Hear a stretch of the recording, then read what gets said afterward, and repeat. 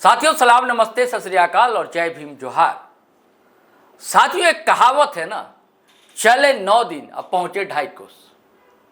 ऐसा इसलिए कह रहा हूं दोस्तों कि जो हेमंत सरकार है बड़े दावे प्रतिदावे वादे के साथ आई है। बड़ी हसरतें मचल रही हैं लोगों के बीच कि हेमंत बाबू ये करेंगे, ये सरकार ये करेगी, वो करेगी। लेकिन वही बात जो कहा कि 2.5 कोस भी मुश्किल से तय नहीं कर सकी है सरकार। और जो पार्ट 1 था हेमंत सरकार का, उस दौर में भी बहुत अच्छी बातें उभर कर नहीं आई थी। वो तो चुनाव जीतने के कई तरीके होते हैं, टेक्निक्स होती हैं, टूल्स होते हैं, वादे होते हैं। वो सब आपको पता ही है चुनाव कैसे जीता जाता है। कहा जाता है आजकल के चुनाव काम वहां पे नहीं जीता जाता। सपनों को दिखाइए, सपने के सौदागर बनिए, उसका देखिए खेल तमाशा कहते हैं ये वाली बात। आज देखिए दोस्तों, कई आयोग हैं, एक आयोग नहीं, कई दर्जन आयोग जिनका गठन नहीं हो सका और जिसके कारण से काम नहीं हो पा रहा। आप कहते हैं कि भैया प्रदूषण बहुत फैल रहा है शहर में। अरे भैया उसके नियंत्रण के लिए भी एक बोर्ड है, वो नहीं बन सका है। अल्पसंख्यक के वोटों से बनी सरकार बताई जाती है। हज यात्री अब लौटने वाले भी है मक्का मदीना से, हज कमेटी का गठन नहीं हो सका है। हमारे यहाँ के सांसद हैं संजय सेठ और जो मंत्री हैं आज, कभी बड़ा प्रसिद्ध थे वो खादी ग्राम उद्योग बोर्ड के लिए, उसका भी गठन नहीं है। हम माटी की बात करते हैं, माटी कला बोर्ड तक का गठन नहीं है। विकास की तो बात करते हैं, रियाडा हमारे रांची में, ऐसे ही कई शहरों में होता है अपने अपने ढंग का। शहर के विकास की बात करने वाला, उसकी योजनाओं को धरातल पर उतारने वाला, रियाडा का भी गठन यहाँ नहीं हुआ। ऐसे ढेरों हैं दोस्तों।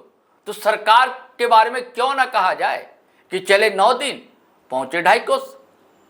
हमारे साथ पॉलिटिकल एडिटर हैं शैलेंद्र सिन्हा, पूरी पोथी लेकर बैठ गए हैं आज। शैलेंद्र जी की नजर बिल्कुल बारीक है, लगातार ये देख रहे हैं सारी चीजों को। अब देखिए ना, अभिव्यक्ति की स्वतंत्रता की बात हम लोग करते हैं। गठबंधन वाले लोग केंद्र सरकार पर आरोप लगाते हैं कि वहां से सूचनाएं बाहर नहीं आ पाती। अरे भाई साहब, आपके यहां कौन सी सूचनाएं बाहर जा पा रही हैं? सूचना आयोग का भी गठन आपने नहीं किया। तो ऐसे कई आयोग हैं और सबका पोस्टमार्टम अभी करेंगे। शैलेंद्र जी, चलिए हम बात करते हैं शैलेंद्र जी, क्यों गठन नहीं हो पा रहा है? देखिए, क्यों से तो पहले आप ये परिस्थिति जान लीजिए। हाँ, किसका नहीं हुआ या कितने आयोग हैं झारखंड में जो निबंधित हैं, चाहे सरकार के द्वारा अधिसूचित हैं, कितने बोर्ड हैं, कितने निगम हैं, कितने आयोग हैं, कितनी समितियां हैं जी। तो सब मिला के यदि आप चर्चा करें ना, तो यहाँ पे पूरे 54 मतलब इस तरीके के होते हैं आयोग हैं, बोर्ड गठन मतलब बोर्ड निगम आयोग 44 शायद, और उसमें से 44 खाली पड़े। यानी सिर्फ आपके पास 10 जो बोर्ड निगम है, चाहे आयोग है, समितियां, उसको आपने मतलब कि अधिसूचित किया या उसका गठन किया झारखंड में पिछले 6 साल के कार्यकाल में। हो सकता है जो उससे पहले जो कई आयोग ऐसे भी हुए जिनके अध्यक्ष हट गए हैं, तो उसके बाद फिर से उनकी नियुक्तियां नहीं हुई समय विशेष के आधार पर। लेकिन यह आज की तिथि में जो है वो 44 ऐसे बोर्ड निगम आयोग सदस्य समितियां ये सब खाली पड़ी हुई। और इसमें प्रमुख रूप से जो है वो झारखंड महिला आयोग, महिला आयोग पहले भी चर्चा उस पर कर चुके हैं। सूचना आयोग, जैसे अभी आपने कहा, जो सूचनाएं नहीं जा पाती है, या फिर आपको यदि किसी भ्रष्टाचार के मामलों में किसी के खिलाफ शिकायत करनी है तो वो शिकायत आप नहीं कर पाते, सूचनाएं नहीं होता है। इसके अलावा जो है वो मुख्य रूप से आप समझिए, जो जैसा आपने भी कहा, जो खादी बोर्ड आयोग का गठन नहीं हो पाया। ऐसे में जो बुनकर की बात हम लोग करते हैं, या लघु मतलब कि उस तरीके से माटी कला बोर्ड का, माटी कला बोर्ड का, तो कई आयोग ऐसे हैं। इसके अलावा आप महत्वपूर्ण देख लीजिए, जो RRDA या फिर रियाडा और जियाडा, ऐसे भी कई प्राधिकार हैं, उसका गठन नहीं हो पाया। तो ऐसे कई आयोग हैं। और तो ये यदि गठन के रूप में आप देखें तो अभी वर्तमान में झारखंड धार्मिक न्यास बोर्ड है, गौ सेवा आयोग, हाँ, गौ सेवा आयोग है, या फिर अभी पिछले दिनों आपने कहा ही था जो पिछड़ा वर्ग आयोग का गठन हुआ था, तो अभी भी हुआ अध्यक्ष, हाँ अभी अध्यक्ष बनाए गए हैं जो जानकी यादव पूर्व विधायक। वो अरे वो भी शैलेंद्र जी इसलिए बना, हाँ निश्चित रूप नहीं, आप बताइए इसलिए बना कि वो फंस रहा है मामला, हाईकोर्ट की लताड़ मिल रही थी लगातार, नगर निकाय का चुनाव नहीं हो रहा है, इस कारण से सब लेकर के हुआ। और तो कई ऐसे ही बस गिने चुने आयोग हैं जिसका गठन है, लेकिन सबसे ज़्यादा मामला जो वो है जिसमें आप महिला आयोग का गठन नहीं हो पाया, जो 5 साल, अब 5 साल से ज़्यादा का समय बीत गया, 6 साल का समय बीत गया जी। जो आयोग का गठन नहीं हुआ है। तो सरकार ही ये बता पाएगी जो क्यों नहीं कर पा रही है। लेकिन जो आपने एक बात बहुत मार्के की बात कही थी, जो सरकार में बैठे कई लोग हैं, गठबंधन दल की सरकार है ये, निश्चित रूप से गठबंधन दल में आप सिर्फ आपके पास 12 ही विधायक हैं जिनको आप मंत्री बनाते हैं, खुद एक मुख्यमंत्री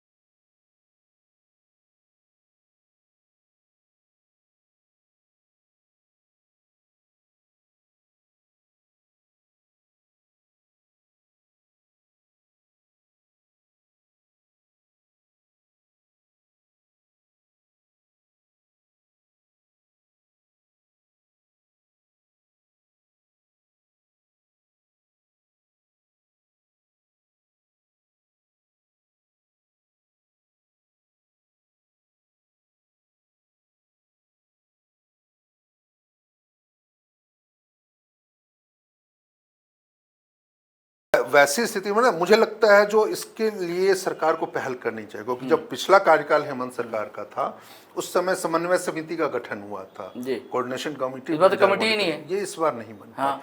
पिछले वाले में गुरुजी शिबू सोरेन खुद उस कमेटी के अध्यक्ष हुआ करते थे, और इसके अलावा सदस्य फागू बेसरा भी थे, एक और थे, 2 लोग उसके सदस्य थे।